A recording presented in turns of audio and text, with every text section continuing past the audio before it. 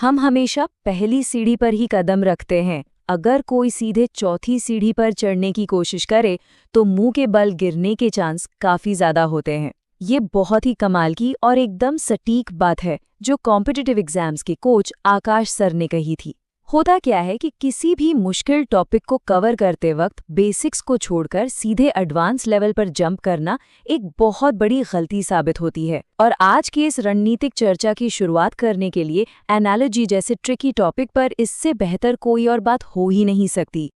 तो चलिए आज की इस खास विश्लेषण में गहराई से गोता लगाते हैं, जिसका फोकस है hacking the new pattern analogy is strategic guide.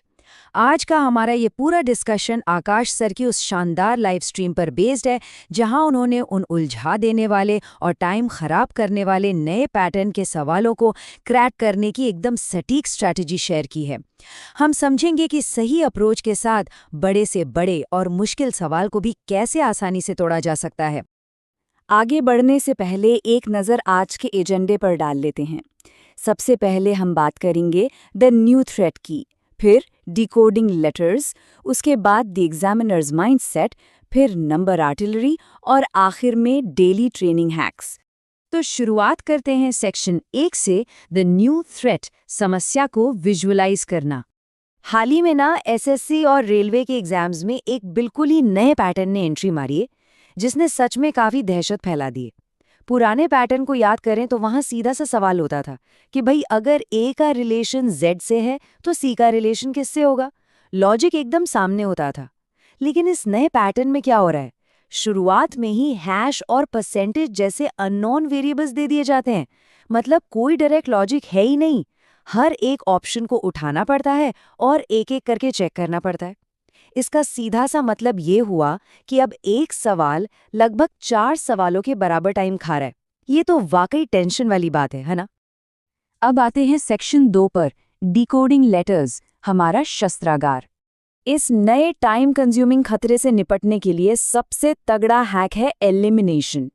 Step 1, पूरे के पूरे शब्द को देखने के बजाय हमारी नज़र सिर्फ पहले ऑप्शन के पहले अक्षर पर होनी चाहिए। स्टेप 2, जो भी लॉजिक समझ आए उसे तुरंत अप्लाई करना है। मान लीजिए पहले अक्षर में -7 का लॉजिक लग रहा है तो बस उसे ही चेक करना है। और सबसे ज़रूरी स्टेप 3, अगर पहले अक्षर का लॉजिक दूसरे हिस्से में फिट नहीं बैठता तो पूरे शब्द को सॉल्व करने के जाल में बिल्कुल नहीं फंसना है। उस ऑप्शन को वहीं का वहीं ड्रॉप करके तुरंत अगले पर स्विच करना है। ये सुनने में बहुत स्ट्रिक्ट लगता है, लेकिन यही वो हैक है जो मिनटों का काम सेकेंड्स में निपटा देता है। चलिए अब बढ़ते हैं सेक्शन 3 की तरफ, एग्जामिनर का माइंडसेट, टेस्ट की साइकोलॉजी। 90%। अब सवाल ये उठता है कि ये नंबर इतना खास क्यों है। आकाश सर ने यहाँ एक बहुत ही गहरी साइकोलॉजिकल बात बताई है। सवालों के पीछे भागने से पहले ना ये समझना बहुत ज़रूरी है कि जो इंसान पेपर सेट कर रहा है वो आखिर सोच क्या रहा है। 90% केसेस में एग्जामिनर एकदम सीधा और बेसिक लॉजिक इस्तेमाल करता है। ऐसा इसलिए क्योंकि ये जो नया पैटर्न है ना वो खुद में ही इतना लंबा और टाइम टेकिंग है कि एग्जामिनर को लॉजिक एक्स्ट्रा टफ बनाने की ज़रूरत ही नहीं पड़ती। उन्हें पता है कि स्टूडेंट्स ऑप्शंस चेक करने में ही घबरा जाएंगे। इसीलिए हमेशा स्प्लिट या क्रॉस लॉजिक में उलझने के बजाय सबसे पहले सीधे सीधे लॉजिक पर दाव लगाना चाहिए। और इसी सीरियस डिस्कशन के बीच एक काफ़ी मज़ेदार बात भी सामने आई। क्लास में आकाश सर ने एकदम मजाकिया अंदाज में कहा कि अक्षर एक्स से थोड़ा बच कर रहें। जब सही वेरिएबल की तलाश हो तो जिंदगी और सवालों दोनों में एक्स की कोई जगह नहीं होनी चाहिए। सच में इस तरह की बातें न सिर्फ टेंशन को थोड़ा कम करती हैं, बल्कि ये भी याद दिलाती हैं कि एग्ज़ाम के प्रेशर में भी दिमाग को एकदम कूल और रिलैक्स रखना कितना ज़्यादा ज़रूरी है। इसके बाद है सेक्शन 4, नंबर आर्टिलरी, भारी कैलकुलेशन।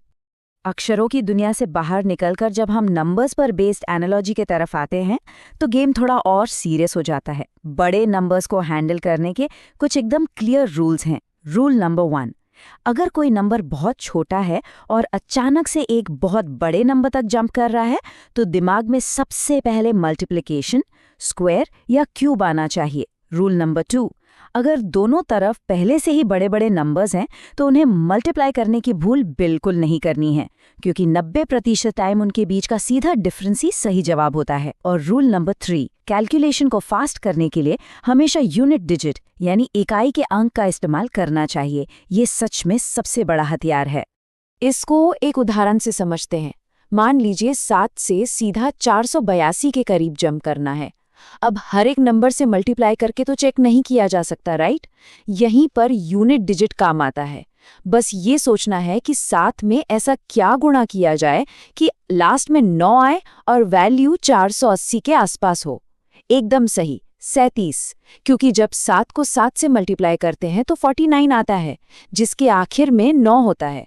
और बस यही छोटी सी ट्रिक हमें एकदम सटीक लॉजिक तक सुपर फास्ट स्पीड से पहुंचा देती है।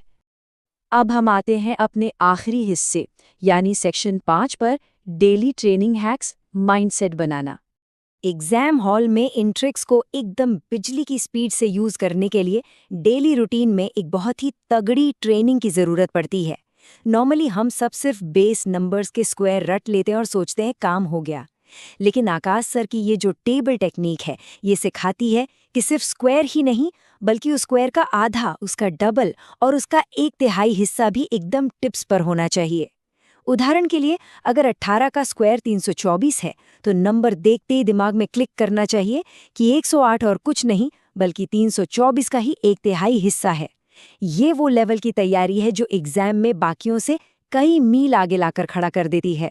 इसी तरह अल्फाबेट्स की वैल्यूज याद करने के लिए ईजोटी या इजोटी जैसे कंफ्यूजिंग शॉर्टकट्स के भरोसे बैठने के बजाय एक बहुत ही प्रैक्टिकल अप्रोच फॉलो की जा सकती है। करना बस ये है कि रोजाना कोई भी 10 रैंडम शब्द लिख लें और फिर उनके हर एक लेटर को उसकी न्यूमेरिकल वैल्यू में ट्रांसलेट करें। देखिए, ये एक दिन का मैजिक नहीं है, बल्कि ये वो कंसिस्टेंट प्रैक्टिस है जो इन नंबर्स को दिमाग में हमेशा के लिए ऐसा फीड कर देगी कि फिर कभी कोई कंफ्यूजन होगा ही नहीं। तो चलिए अपनी इस चर्चा को एक बहुत ही अहम सवाल के साथ खत्म करते हैं। क्या इन साइकोलॉजिकल रूल्स और कैलकुलेशन हैक्स में मास्टरी हासिल करके 15 मिनट में 25 सवाल सॉल्व करने का वो जो अल्टीमेट गोल है उसे अचीव किया जा सकता है? जिस तरीके से हमने इस पूरी प्रॉब्लम को समझा और उसे छोटे छोटे हिस्सों में ब्रेक किया है, उससे एक बात तो एकदम शीशे की तरह साफ है कि सही अप्रोच और डेली प्रैक्टिस के साथ ये 100% मुमकिन है। ये वाकई में एक ऐसा थॉट है जिस पर विचार करना बनता है। आज के इस विश्लेषण में हमारे साथ जुड़ने के लिए बहुत बहुत शुक्रिया। वीडियो को लाइक करें, चैनल को सब्सक्राइब करें। वीडियो अच्छा लगा हो तो कमेंट जरूर करें। धन्यवाद। जय हिंद, जय भारत।